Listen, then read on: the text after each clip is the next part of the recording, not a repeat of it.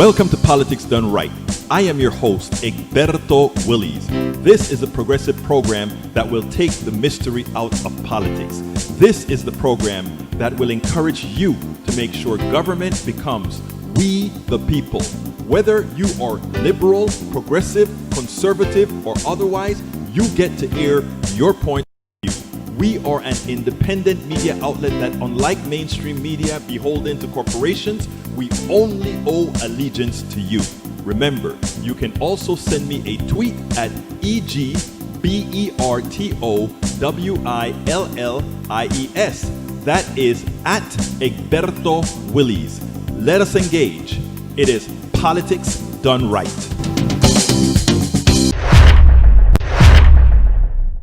Well, folks, welcome to one more edition of Politics Done Right. I'm Egberto Willies, your host. Thank you so kindly for being a part of the show. We are going to have a great show, and we have a pretty cool show today. So hang tight.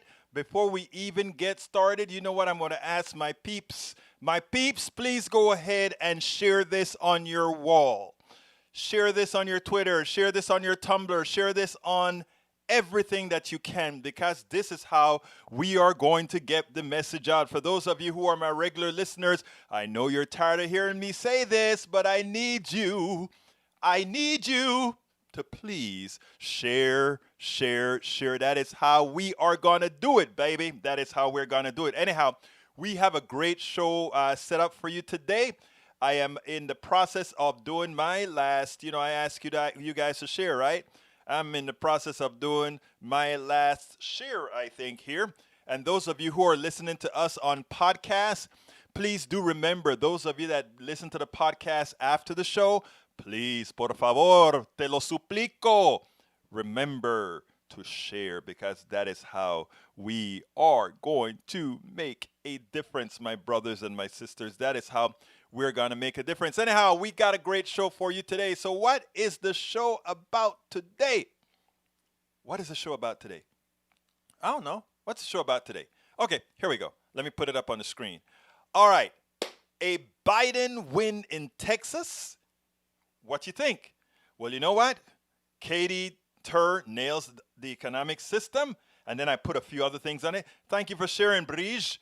And then Girarharadas. His name is Anand Girarharadas. Messages to Dems. He has a great message for Dems. I hope they listen. I hope you're listening, Democrats. And then, of course, there's Chuck Todd. And all I can say about Chuck Todd and this stuff that I'm going to show you is like this. How do you do? Sigh. That's all I'm going to say. I'm going to sigh. Because, my God, what's wrong, Chuck Todd? These little things may not seem like a lot to people immediately, pero mira, mujer, mira, hermanos, it's crazy what you're doing.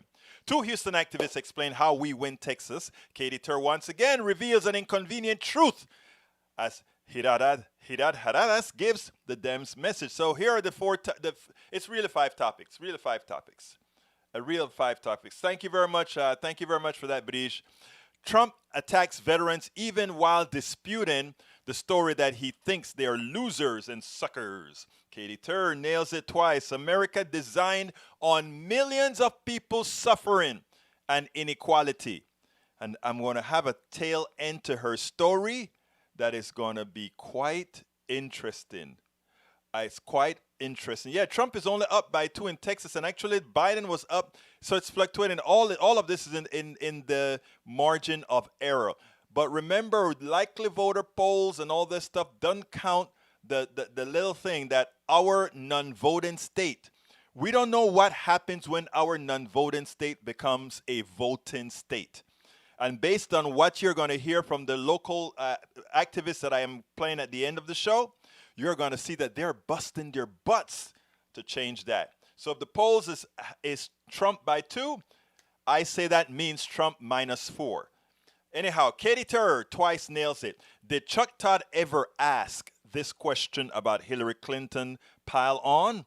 This is shameful what I'm going to show you. Road Women Board member Carli Mosier and Humble Area Democrats President John Cotter discuss what they are doing for a Texas sweep in 2000. Please, Umberto, let me call Lynn and debate you. Huh? Let's see. What are the powers that be the support social mainstream media? Please, Umberto, let me call in and debate you. Dimitrio G, you can call in anytime you want, brother. You can call in anytime. This is y'all's show. You guys know that. And the number, you know what the number is. Let me put that on the screen in case you want to call in. The number is 346-248-7789. No, 7799. 346-248-7799. The ID is 254-600-9091. 9091. Michael Rudden says, nah, I like to look at the aggregate average of polls to get the bigger picture. Never assume any individual poll is accurate, but looking at all of them, you can be assured right now Biden is up 7% by 7 points nationwide. You're absolutely sure about that? And but we can talk about a lot about that later on. You guys can tell me stuff. Anyhow, here's how I want to start. You know, Donald Trump has been complaining about, all this stuff that they've spoken about, that he hates the military. All that stuff is not true. But still yet, even his words when he's defending that's not who he is, says the same thing, that he hates the military. Do you doubt it? Check this out. Mr. President, some people are having a hard time believing your denial of the Atlantic story because of what you said about John McCain in the past. Do you understand that? And have you asked John No, I don't understand. And have you asked John Kelly to refute that story? No, I don't understand it at all, no, because I've always been on the opposite side of John McCain. John McCain liked wars. I will be a better warrior than anybody, but when we fight a war, we're going to win them. I will be a better warrior than anybody, but when we fight a war, we're going to win them. And frankly, I was never a fan of John McCain. You know that. It's been very obvious. All right, folks, let's be clear. This is a guy who got supposedly bone spurs, which stopped him from being able to enlist during during the draft. And also, let's also recall that he threatened to take his son out of his will if he ever decided to join the military ranks. So he's not out of character at all. He also said he doesn't like people who get caught, right? We didn't have to ask anybody else if he said that. We know he said that. So whenever you hear the pushback on that, my brothers and sisters, do not allow it. Make sure that you always stay up and remind people of all these issues relative to Donald Trump, because it is absolutely the case that Donald Trump thinks the military is there to serve him, and that those who are silly enough to join the military, shame on them. Anyhow, the second part, the second thing that we want to talk about now is an interview that Katy Tur did. And I can't tell you how impressed I am with Katy Tur, because she is using the platform, the MSNBC platform, which is a corporate media, okay? But the way in which she uses it and the way she actually says things, it is profound, if not subtle. And when she says it, it gives those of us that are doing this independent media the opportunity to expand on the reality that she is showing. Remember, I've always told you that we are really in a depression. But because the depression is not going to be televised, you won't know the dire straits that a lot of your fellow Americans are in. Right? Those of us who have jobs, those of us who can get things done, we are fine, right? And to us, things look good. In fact, certain things are cheaper now. There are more people fighting to try to get a job. But there's a very large percentage of this country. They are living in dire straits. And I don't know about you, but I am an empathetic person. I don't know about you, but actually, I do know about you. If you're watching this program, if you're listening to this program, or if you're even trying this program as a right-winger, deep inside, there's that yearning. There's something that you're yearning for, to say, hey, man, I really got to care about my fellow man. And like I said, it won't be televised, but the way a lot of the guys like Katy Tur and what's his name? I don't remember his name right now. What they're really doing. Yeah, exactly. It's a K-shaped depression. Thank you for putting that up. I'll explain that K-shaped stuff a little later, because that K-shape is a very dangerous thing, because the people who are in front of the media are on the top leg of the K. Many times the bottom level of the K goes unreported, and that's the thing that is definitely crazy. Let's see. Egberto, I'm actually gonna unsub you. You fall in line with the mainstream media. Come on, Dimitri, you know better than that, buddy. Come on. What are you talking about, Dimitri? What are you talking about? Give me a call. Anyhow, here is the deal now, because let me tell you exactly what she's talking about, and check this out, and then we'll take it on the other side. Katy Tur nails an American reality twice in one segment. I want you to listen to this, and then we'll take it completely on the other side. New data from the U.S. Department of Labor shows that the coronavirus pandemic is still battering the labor market. Last week, another 881,000 people filed new unemployment claims. 29 million people, or 1 out of every 5 American adults, were receiving some form of unemployment assistance as of mid-August. The unemployment rate sits right now at 8.4%. Employers added 1.4 million jobs last month, down from 1.7 in July, and the fewest since hiring resumed back in May. Permanent job losses are also of great concern, with 3.4 million people reporting their jobs are gone for good. Today, President Trump said this about the economy despite its biggest shock in at least 73 years in the second quarter. We are in the midst of the fastest economic recovery in U.S. history.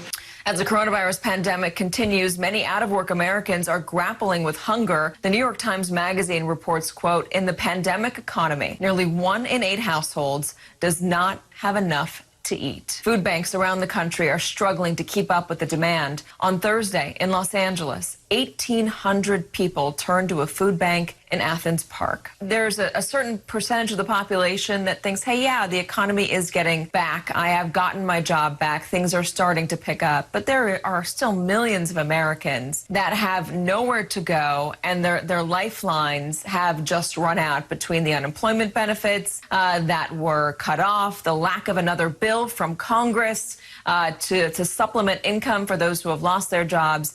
You can walk out the street in New York City and see the lines. I'm sure you can do that in most towns across this country and see the people in your neighborhood who are currently struggling right now. There are still 11 million fewer Americans with jobs now than there were in March. And it does increasingly seem that many of those job losses will be permanent. This didn't need to be. In Germany, the unemployment rate has risen 1% since then. In the U.S., it is almost doubled. And of course, these losses are disproportionately borne on those who are least able to have the resources to support them, particularly children, for example. One study from Brookings suggested that just over 1/3 of households with children under 18 are struggling to feed those children. Another study indicated that there's a 3-fold increase in depression because of unemployment that is related to COVID. And you mentioned my book, Tightrope. That is about how unemployment rippled through a community with a strong social fabric and kind of destroyed it, and left a quarter of the kids on my old school bus dead from drugs, alcohol, and suicide. Yeah. I fear that we are now seeing very rapidly unfold what had happened in slow motion in previous years.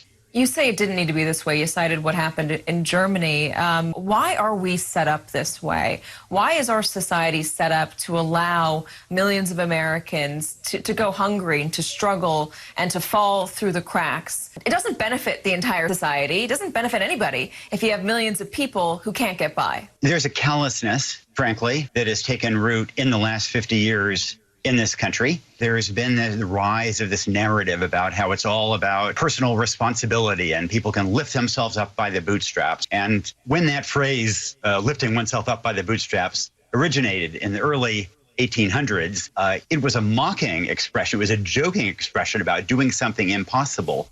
And now all of a sudden it's an instruction for what people are supposed to do to help themselves and their families at a time when jobs are unavailable. Our system is set up on inequality. Its foundation is inequality. You write this in the New York Times. You wrote it in July, actually.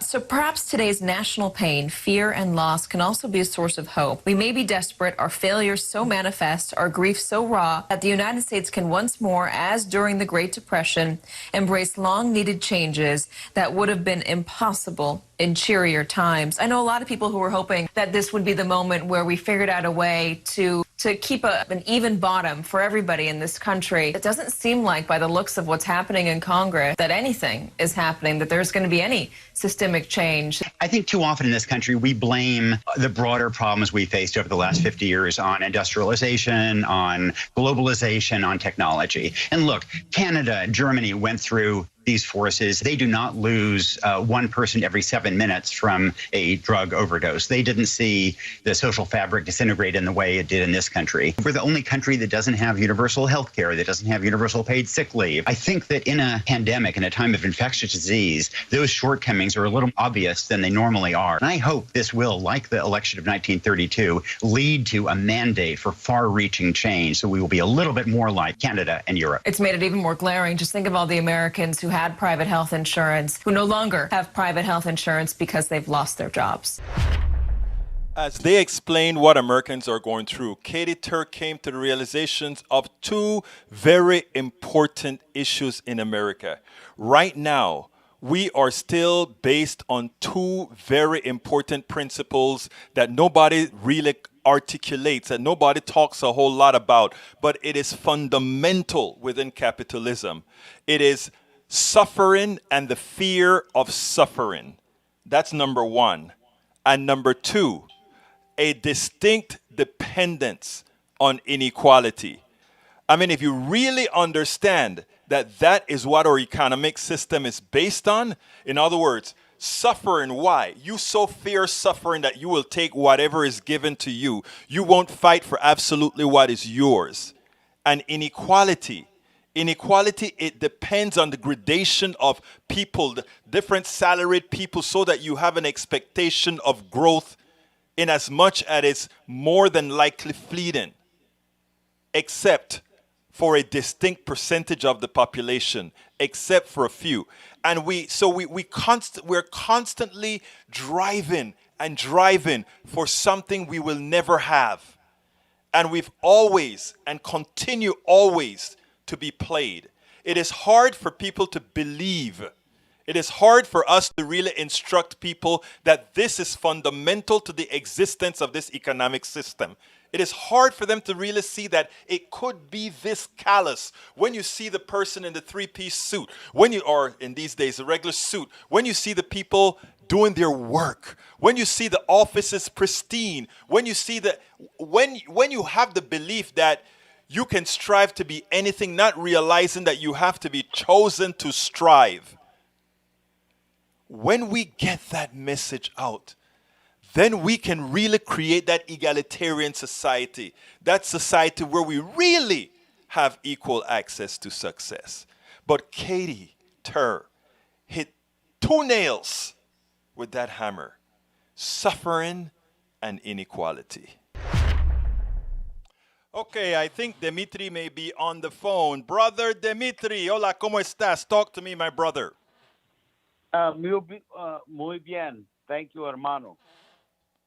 You disagree with me. I don't know. I'm kind of lost at what we're disagreeing with, but shoot, make your complaint. Well, we agree, but we disagree. I mean, does Trump need to be out of there? Of course he does. I think we both agree on that.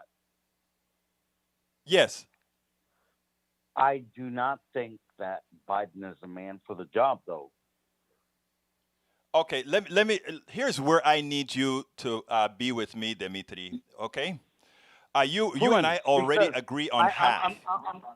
Listen to me. Oh, go ahead. I'm sorry. Go ahead. No, I'm really struggling because I know. A lot of us are struggling, Dimitri. A lot of us are. A lot of us progressives understand what neoliberalism is all about. We do.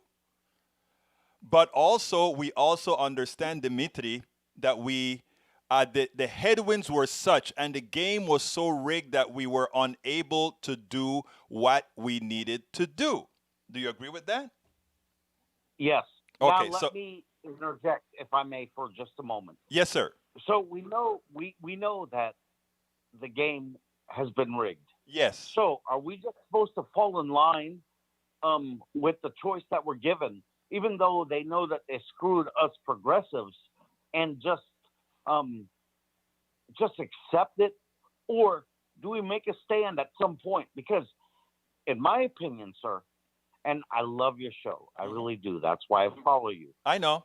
But in my opinion, I think that if we do not take a stand at some point, it don't matter how many years could go by. It could be my kids, my grandkids, my great-grandkids. We're all going to get screwed over because we never take a stand at some point. Let me tell you now. We're only offered two choices. That, hey, we got this son of a bitch over here, and then we got Joe Biden. Come on. Can I go ahead and make a response now, my brother? Please, sir. And this is where I need you. And this is what I ask some of the progressives. You know, I think you guys have enough respect for me to know that I'm not some pushover. And do I have that correct? Yes, sir. Okay, so here's what I'm saying. I wanted to call in because I don't want to disrespect you in any way. No, you're not, sir. You're not. And we are supposed to have disagreements and then come to a conclusion. And here's why I'm asking all progressives to bite this bullet. Here's why I'm asking all progressives to do that. I can see a path for us getting control with a Biden. I don't see a path of us getting control with a Trump. That's the problem. Well, I agree. I agree with that. Okay. I mean, between you and I, and everyone else, and the whole world, I do definitely agree with that. Okay, yes, so sir, my brother. So here's what I'm saying. We are all very smart, and you're an activist. You are very smart, very smart. What I'm asking progressives to do, you know, they say, but every time we bite the bullet, and I want to take it a step further. I want to say, for every time that we've bitten a bullet, progressives have gotten. No, please enlighten me, because this is exactly what I need. Because and you know what? And I'm sorry to cut you off. That's all right. Go ahead. I'm one of these guys who's on the fence, who, either I vote for Biden or I don't vote at all. I get you. Do you understand? I mean, I know Trump. Sir, I am with you. Know, you have to remember this. Let me tell you something. You and I are not cut out of different cloths, right? We just have a different process right here, and I'm trying to convince you. I'm trying to respectfully convince you, because if I respectfully convince you, and I convince you, and you get a chance to convince, using geometric progressions, convince a whole lot more, we are going to have a landslide that will be owed to progressives, and nobody's going to want to pay us back. Look, let me tell you how I think, Dimitri. Okay, I am not asking for favor. I am not asking for favors from the middle. I'm not asking for favors from neoliberals. I'm not asking a favor from anyone. What I'm doing is playing our game, and what I'm asking progressives to do. AVQ, Michael Rudden, and everybody else that's listening, and all those that also have a platform, say, let's get rid of Trump. And if you listen to what I said, well, no, I agree with you. I know. But hear me out, brother. Hear me out, because this is important, and I really want all our audience to hear this part. Because in another video that I did, okay, I have at the end. Remember, right now, think about this. We have the people who created the platform to create a Trump helping Biden win. That should tell you something. Biden is their placeholder. Because 4 years from now, the attack on these same people that are supporting Biden is going to be the ones attacking Biden. I understand all of this. Yeah. I understand all of this. And I guess my experience comes into play, and that's where I'm at. It's because I've been here since 1979. Me too. Hey, that's the year I came to the United States, brother. And I was like you and I, we're the same shade. Right. And I was the one who was abused Yes. and beaten up and molested by the police. Yes. And because of Biden's Yes. uh, The bill, I understand. Yes. and that's the thing that still sticks with me, because I have a 25 and 20-year-old Right. children, and my concern is that, you know what, I'm just sick and tired of, they're both the same. Can I say something And now? in my opinion, Let me ask you to break in there. I want to tell you something, because this is how I get around the way that I'm voting, the way that I do things. I stopped thinking about voting for the person. I'm voting for the cause. And if you think about voting for the cause, and if like you said before, you agree with me that there is an easier pathway through Biden for us to get our ultimate goal, meaning progressives. Because remember, take a look at what progressives have attained in Congress. And let's look at our progressive, I look at the youngsters as well, AOC and all these folks, right? If you notice, I had a decision to make over the last several few weeks. Was I going to participate in the People's Party? There's a new party that's formed of our, progressives, etc. And I said, you know what? I think for right now, I need to continue playing the ball that I'm playing right here, and continue to urge progressives. Let's look beyond Biden. Hey, BB, I like that. Beyond Biden. Hey, I kind of like that. Let's look beyond Biden.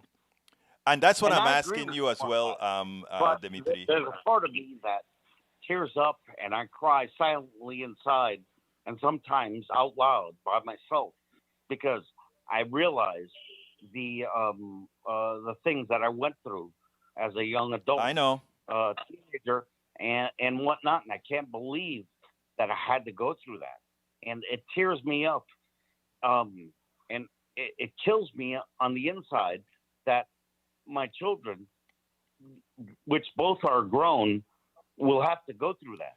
me and my daughter have the same talk. It is a conflict. Dimitri, I mean, I need to go and play some other videos, but I want to ask you a favor, please, to think through please. what we're talking about. I need to ask you a favor. Think from the point of view not of the person, but of the cause. And we have a cause. We have a progressive cause. So I'm asking you respectfully to please think of it from the progressive cause. And it's not, and say, I am doing this because what we have to do as progressives is keep moving forward. We made a strategic mistake in 20. Actually, and I don't have the time to talk about it right now, but we made a strategic mistake in 2020.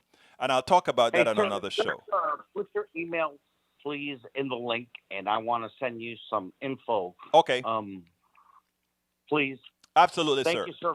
Actually, you know what? info@politicsdoneright.com, and just tag "we spoke" on it so that I know to pick that one up right away.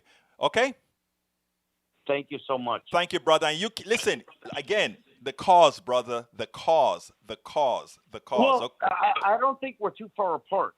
I just think that we just need a little bit more in favor for us. And I got if you. I can't even get before the election, then I'm on the fence, to be completely honest. And I'm going to try to push you on. I'm going to try to push you with me, brother, and I'm going to try hard as hell. Okay? Yes, sir. Respectfully, gracias, hermanos. Tenga buen día. Chao. Muchas gracias. Okay, hermano.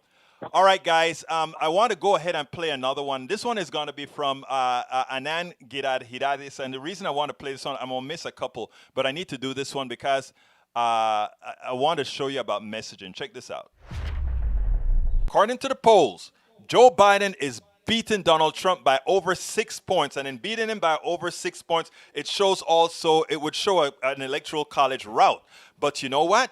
Those same people believe by 3% margin that Donald Trump is going to remain the president. In other words, they're so scared they believe he can't win. Look, here's the deal.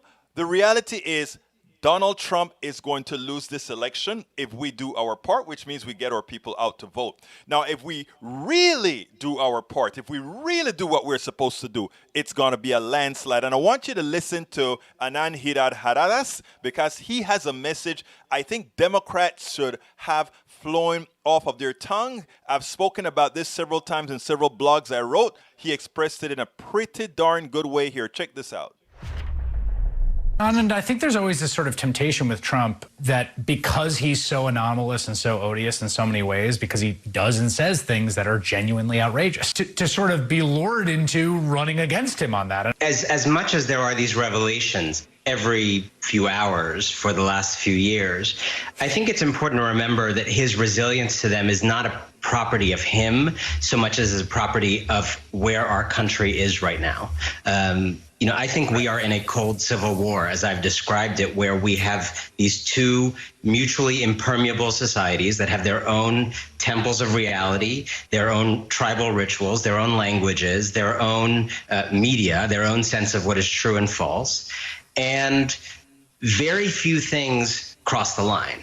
And so I think a revelation on its own, an Atlantic story on its own, which exists completely within one of those tribal worlds and not within the other, those things on their own do very little. But I think there is a temptation to fatalism about that is also wrong. It is not the case that nothing crosses over from one kingdom to the other. If that were the case, Trump's approval rating and electoral odds would have been the same every day for the last few years. And we all know that's not true. They go up and down. So things get through, but it's important to understand what gets through. And I think often Democrats continue to speak in a tribal language that doesn't quite get true or have too much faith in these scandals doing the work on their own. And I think what's important now in these last 50 whatever days is to really find deep, guttural, values-based language that speak to 99% of Americans, that tell a story about this corruption that has gone on for years, tell a story about this heartlessness, about this cruelty, that ties it to kitchen table issues, that explains that the reason you don't have health care is because of men like this, but doesn't simply rest on the laurels of this being a bad dude. It's not just a bad dude, and that is where we have to come from. It's not just a bad dude. And we have to have respect for the other side, the people on the other side who bought the Kool-Aid from the other side. It is impending, and we have to do what's right. It is we who are asking these people to come over and do what's right because they've been fooled into believing that things are okay for them and that we are the problem. We explain to them like Anand just said, why guys like this have you in the condition that you're in right this minute. Okay, I'm going to have to skip the Chuck Todd video, but in the meantime, I want to remind you folks, please go ahead. Notice I talk about we have to talk to the other side. And not only the other side, as you can see, I have to talk to my brothers and sisters on the left as well, because a lot of people are at an impasse. A lot of people are still feeling like they just don't have what they need. So we have to think cause. And by the way, how do you talk to people? I wrote a book that I think can be a lot helpful. It's called It's Worth It. It's on the screen. It's Worth It, How to Talk to Your Right-Wing Relatives, Friends, and Neighbors, Brothers and Sisters. I think that book has a whole lot of stuff in there as well that one can use. But anyhow, I need to play an important interview that we did with Carli, Mosier, and our brother John Cotter. And by the way, John Cotter is in the house, and John Cotter has some important information he just stated there. We have a ton of down ballot progressives. Don't forget that. And still, if you're going to go and vote for the down ballot progressives, go ahead and hit the top of the ticket as well, folks. But he's absolutely right about having down ballot progressives, and we need to get those progressives in because that is a part of the cause I was talking to Brother Dimitri about. It's about the cause. The more progressives we get underneath it, the creme de la creme goes up. While we don't have a meritocracy in America, we'll have a meritocracy via the vote. But anyhow, let's listen to Carli, Mosier, and John Cotter. Great activists that if every county does this, man, we're okay. Check this out, guys. Welcome to one more edition of Politics and Run. Berto Willis, your host. I'm here with the one and only Carli Mosier, with a board member of Road Women, and of course, another guest that's always here with us, John Cotter. John, how you doing? Hey, you know, folks, let me tell you something. This guy is great. He flies those big things that fly all through the world, you know, but he's also the president of Humble Area Democrats. Anybody that can fly those big birds and come down here and be president of Humble Area Democrats, knowing how we have to put all these cats together, that's the real thing. Guys, welcome aboard. How you guys doing today? Doing good. How are you? Hey, we're fighting, Carli. We're fighting, Carli. But you know what's most important, Carli? You are fighting, and you are going to make a difference with what's going on. And if the rest of the country follows your lead, think about what we are going to do for 2020. So, Carli, tell us a little bit about Road Women, first of all, and tell us a little bit about what it is that you guys are doing to make a difference in this election. Absolutely. Road Women is the oldest women-targeted Democratic club in the entire area of Harris County, and we are dedicated to helping Democrats up and down the ballot, specifically Democrats that are committed to pro-choice legislation. We are also this year targeting women with Harris County Democratic Party. We are targeting first-time newly registered voters and first-time women voters. And we are really just committed to the cause and making sure that women are heard up and down the ballot, but also all throughout our community, whether you live in the city or the suburbs. Now, I think you also mentioned to me that there's sort of a duality with something that you're working with. I think, you're working something with a artist or something like that.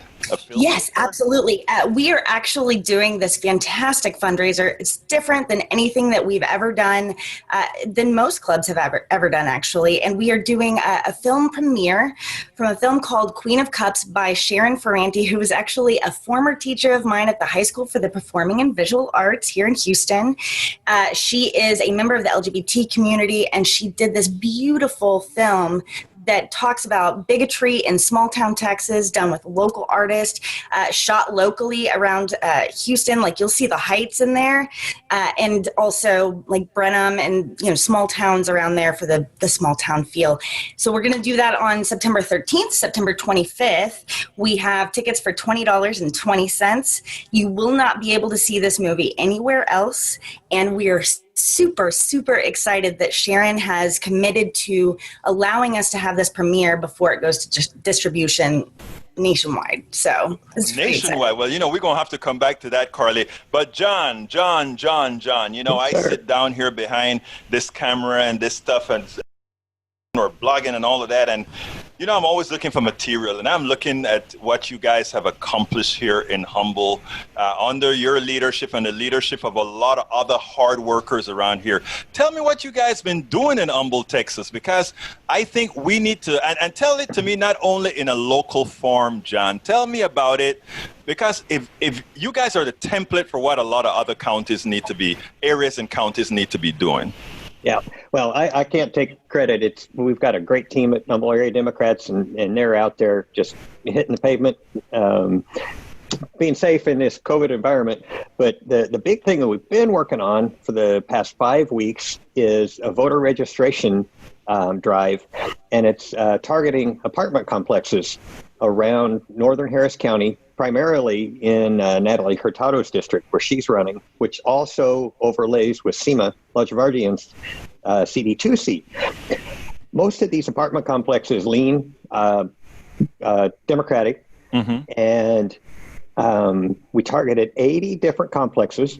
80 complexes, 19,800 voter registration cards were placed on the doors of these complexes. Wow. Now, let me ask you something. When you do that, when you go out there and put these things out, is there some sort of follow-up to make sure that you see that increase in registration in the area? I know you probably can't do it on a per-person basis, but do you do something to kind of see what kind of registrations are out of the area? Yeah, normally what we did, well, when we were doing the research on the complexes and everything, you could see the number of registered voters in each precinct. And so when you target the apartment complexes, now we can go back after the election and see how many registered voters. And, it won't be all the people that we reached in the lit drop, but if you have a percentage increase, you have a good feeling that it had something to do with it. Absolutely. You know what is great? I was listening to some of the news earlier today, and I found out that Texas has a huge increase in people registering to vote. Of course, we know that's attributed to the work that both of you are doing, but John, I've been singing for a long time that we're going to turn Texas blue, man. We're going to, Yep. This is going to happen sooner than later. And I think it's going to be a shocker this election, because I think all the stars are aligned to do it if we do it. I hear a lot of people that are constantly scared, and it gets me upset. They're scared about this election. I am not scared. And you know why I'm not scared? Why is that? Because there are guys like you I see doing stuff. And I'm not trying to, that is not about being nice or anything like that. I mean, when you look around the country and you see the dedication with what you guys are doing. I mean, I follow you guys on Facebook, and I'm looking, and just on Facebook, I know you're other places, just on Facebook, and I'm like, damn, people have masks on, we are in a pandemic, and you guys are out there. It takes some oomph to do that. Tell me about that, Carli. It takes some oomph. It does. And, we're actually having to figure out this new way of organizing during this time of COVID and pandemics. And, people are scared to vote by mail. They're scared for everything. But then you see wonderful volunteers that are going out there, masking up and doing these lit drops, which are huge. It's a big deal. The people that are actually doing the work aren't just the leadership in these clubs. They're the members of these clubs. They're the people that we're reaching out that have never done anything before politically in their life. And they are so motivated and so excited about the possibility that Texas could once again have Democratic leadership in the House and the Senate and the governor's mansion. It's been a minute since we've had a Democratic governor here in Texas, and I think we're all kind of looking forward to that day. But we are focusing now so much on these 17 House seats. To bring us to where we're probably going to end up going, tomorrow we will start this series of forums that we're going to dedicate to the 17 most flippable House seats in the Texas legislature. And we have a guest, Ann Johnson, who will be one of our first guests tomorrow night. And I have seen people out that have never block walked in their life. And they are masking up and getting out there and taking the risk because they understand that this is literally the most important, imperative election of our lifetime. Absolutely. John, tell me a little bit more about all these, what do you call them, forums that you're going to have? How are you going to use these forums to try to get people to come into the fold, and not only come into the fold, but actually go to the polls? Well, this is actually a continuation of the series, the 2020 Democratic runoff forums we had earlier this year. And those were very successful, and we had a good outreach in the community. We decided to expand it to a statewide audience. So that's why we targeted those 17 House races. All of those in 2018 were within 10 points, which makes them considered flippable. One of them was 47 votes. I heard about, I think you mentioned that before. Which one was that? I forgot. Oh, you're going to put me on the spot. It's a No, I'm not going to put you on the spot. No, okay, forget that I asked you that question, because no, it's okay. there are so many, there's so much going on right now. We can't, look, let me tell you, the other day somebody said, hey, which district are you in? I know I'm in CD2. And I'm like, are we talking state district? Are we talking federal district? What are we talking about? But I think you guys see why I'm not scared.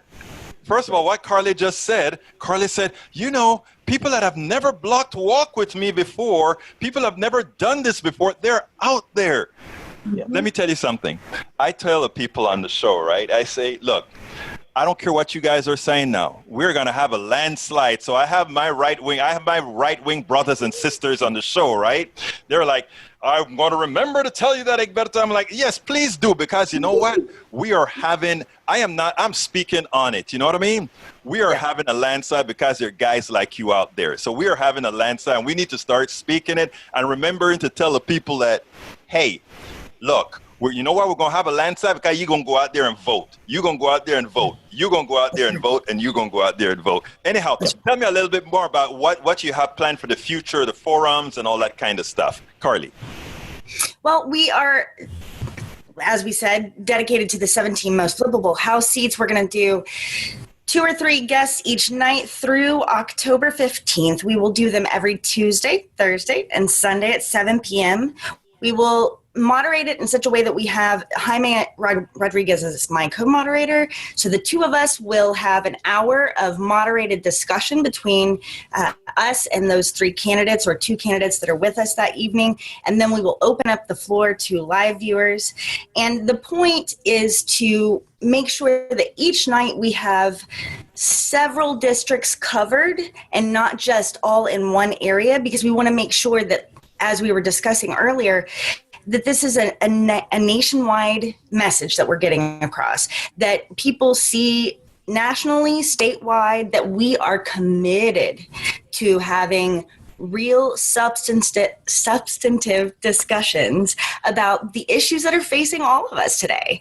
And to have everybody from one area would be a disservice to the state as a whole when we're trying to make a real committed, concerted effort to bring all Texans together, particularly Democrats, to get just motivated and have this positive energy to go out and vote for these wonderful candidates because they know them now. They don't just see a name and a Democrat label. They know them. And that's really what we want to bring to our viewers. And hopefully we will have people that are more red, conservative leaning, that will be impressed and vote for these candidates on election day or on early voting day, which begins October 13th.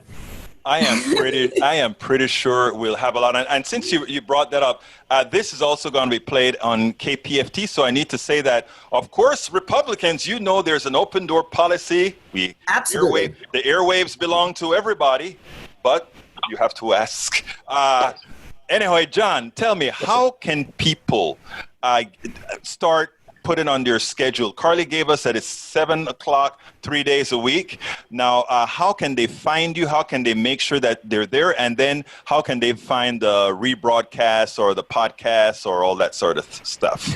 So it's going to be live streamed on our Facebook page, and it's Blue Outpost Texas. So Blue Outpost TX. Find us on Facebook, and we're also on Twitter under the same handle. And you can watch those every evening, the Tuesday, Thursday, and Sunday, starting tomorrow night. So we're 24 hours away.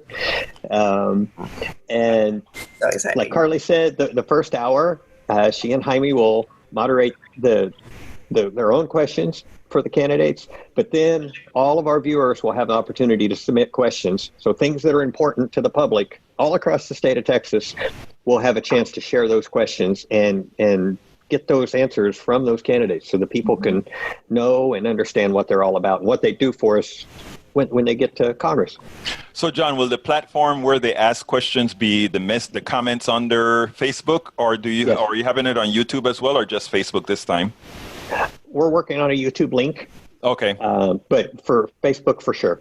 Facebook, for you sure. You should be able to find our YouTube channel, Blue Outpost TX, as well. It's a little bit, we're trying to build our following. So like, subscribe, all that good stuff. Well, I know you guys are going to give me information that I can blog it as well so that we can put it out there, put it on, and also make sure it's all on the Kingwood area Democrats and every other Democratic site, et cetera, et cetera, et cetera.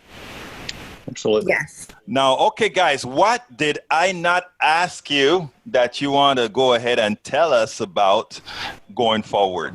Don't be terrified to vote. Be healthy, be safe, mask up, wash your hands, but make sure that you get out to vote. Make sure you take 5 people with you to vote. Make sure every person that you know that's turning 18 before Election Day is registered to vote. Make sure that their addresses are correct. Make sure everybody goes to vote. I had someone ask me last night how they could vote by mail. Unfortunately, because of the way that Texas legislature has handled our voting by mail, we are unable to do it without an excuse. This person doesn't have an excuse, so we came up with a plan together. So go online, find your local, your county clerks. Ours is Harris County Clerks, harrisvotes.com. Go make your voting plan. Find the voting locations, find the times. Make sure that you are prepared and you dedicate yourself, hopefully, if you're able, that day to vote in person, and make sure that your voice is heard. That is the biggest thing that we can all do, is to get out and vote and encourage every single other person that we know to go vote. Carli, I want to tell you something. That is such an important message, because, I mean, COVID is here. COVID is real.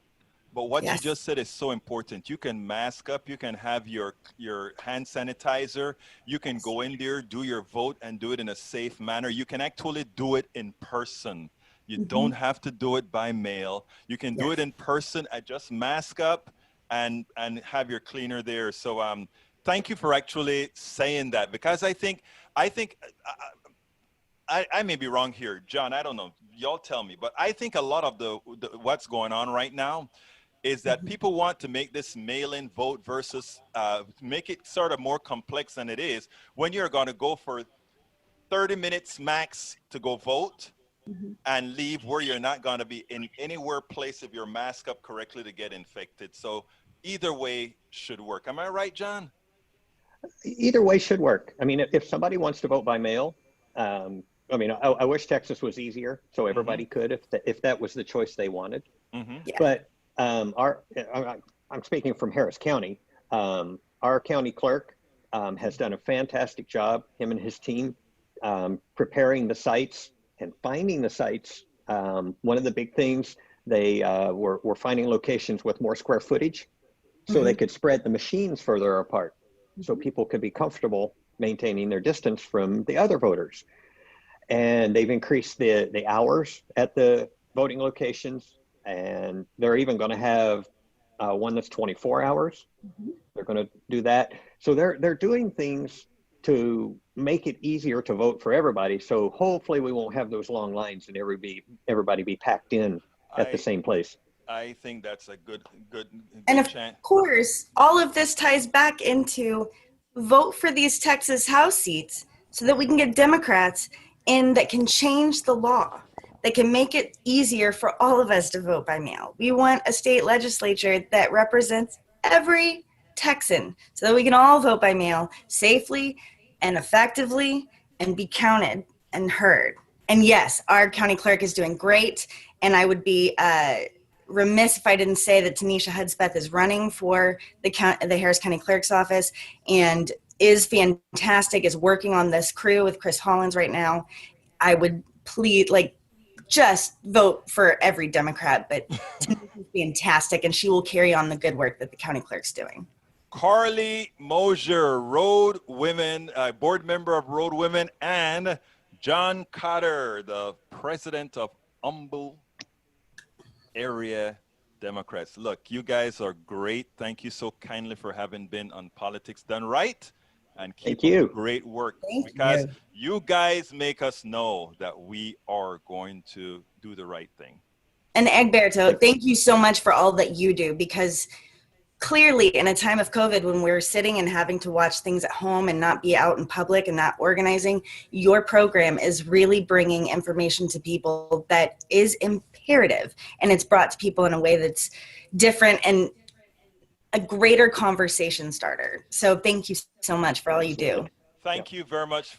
And again, this has been Politics Done Right. Thank you, guys. Okay, folks, I hope you like that. Before I acknowledge everybody, I want to remind you guys that this is a show that needs your support. Please support our show by becoming a patron. And how do you become a patron? Go to politicsdoneright.com/patron, politicsdoneright.com/patron. Patreon, and subscribe at any level that you want to subscribe. You know that you're going to be pushing the progressive message forward. You know you're also going to make sure that we keep people informed. Likewise, you can support us via PayPal. How do you support us via PayPal? Go to politicsdoneright.com/PayPal. Politicsdoneright.com/PayPal. Given that Facebook now allows memberships, we need to build some Facebook memberships, guys. Are you going to help us do that? That is politicsdoneright.com/Facebook, politicsdoneright.com/Facebook. When we get up enough membership, we're going to have some Facebook-specific programming, etc., etc., but we need to get the membership up there. And by the way, go to our store. Go to our store. How do you get there? Go to politicsdoneright.com/store. Guess what you can get there? Get our politicsdoneright.com cup. We have T-shirts. We have our books. And what books am I talking about? Hey, it's worth it. How to talk to your right-wing relatives, friends, and neighbors. And as I see it, class warfare, the only resort to right-wing doom. And you guys know I used to have my weight problem. I bucked that stuff, and this is how I did it. And you can do it your way. Anyhow, folks, we have all these things at our store. And by the way, all our books are also at Amazon.com. Just look up Egberto Willies and all my books will show up there as well. But anyhow, folks, please, let's get this stuff going. But more than anything else, I need Patreons. politicsdoneright.com/Patreon. I'm going to put that link in there one more time. politicsdoneright.com/Patreon. Anyhow, let me tell my great folks hi. Hello, Michael Rudnin and AVQ. Bridge MCP. Bridge says she liked the book and she's addicted now. So, hey, guys, go pick up the book. Help Politics Done Right by buying the book. We have Paul Fleming from ATL. Come on in, Paul. How you doing, my brother? Chris Dickey from Spring, Texas, right here next door, few 30 miles away or so. Dimitri OG, my brother from the other side. And we have Michael, well, I did Michael already. Norman Reynolds, my Caribbean brother. How you doing, my brother? Para ver quién más está aquí. We also have, I got Bridge MCP already. I know I saw some more in there. Just drop your name. Daniel Ledo, my right-wing brother. How you doing, my brother? Let's see who else is here. I got Dimitri already. Who else is here? John Cotter, guys, that was featured on the last show right there. John Cotter, welcome aboard. John Fly those big birds. All right, let's see who else is here. Nanette Bird Smith, welcome aboard, Nanette. Let's see, I'm scrolling down a lot of messages in here. Tank 28, my other right-wing brother that tells me Trump is definitely going to win 2020. Hey, Tank 28, we're going to have to talk about that after that, right, Tank? Okay, let's see who else is here. Para ver. My brother, Curtis Jacobs. How you doing, Curtis? Keep on keeping on, my brother. And that is the end. Anyhow, we are at the end of the show. I want to thank you guys for being here. Look, I understand you can be anywhere. The fact that you're listening to Politics Done Right, all I can say is thank you. And again, what would I say? Thank you. The fact that you are here. Tori Mercer. Say, Tori, you got your name in time, Tori. Hey, Tori, I had two things going at the same time, brother. Two things. Okay, let's see. Bridge MCP says, so great to see all these organizations doing so much. And that is the reason why I am so convinced that if we keep the pressure on, if we keep doing what we're doing, we will get those progressives beneath the ticket. Like John Cotter, what John Cotter said is important, right? We can't just look at the top of the ticket and say, oh, terrible things. There's a whole lot of good folk running underneath that are progressives. And you know what? If they are Democratic progressives, their leader is going to be Joe Biden, and that's a leader they can push. That's a leader when he wants something. Yeah, the next thing that he's going to be doing is maybe trying to make a deal with some of the other folks that got him there. Hey, that's a part of politics. But progressives, brothers and sisters, hang with me. We are going to win this thing, and we're not going to get it all at once. We won't get all what we want all at once. That's not how politics work.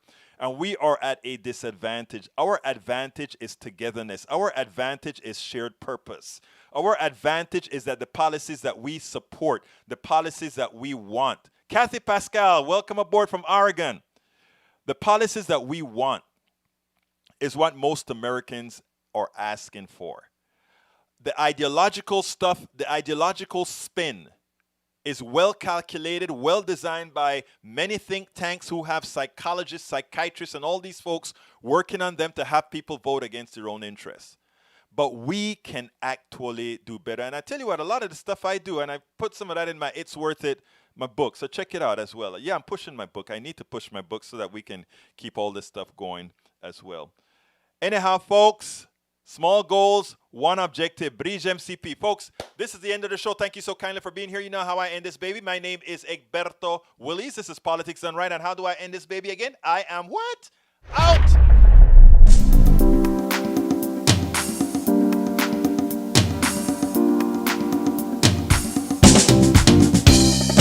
Welcome to Politics Done Right. I am your host, Egberto Willies. This is a progressive program that will take the mystery out of politics. This is the program that will encourage you to make sure government becomes we the people. Whether you are liberal, progressive, conservative, or otherwise, you get to air your point of view. We are an independent media outlet that, unlike mainstream media beholden to corporations, we only owe allegiance to you. Remember, you can also send me a tweet at EGBERTOWILLIES. That is at Egberto Willies. Let us engage. It is Politics Done Right.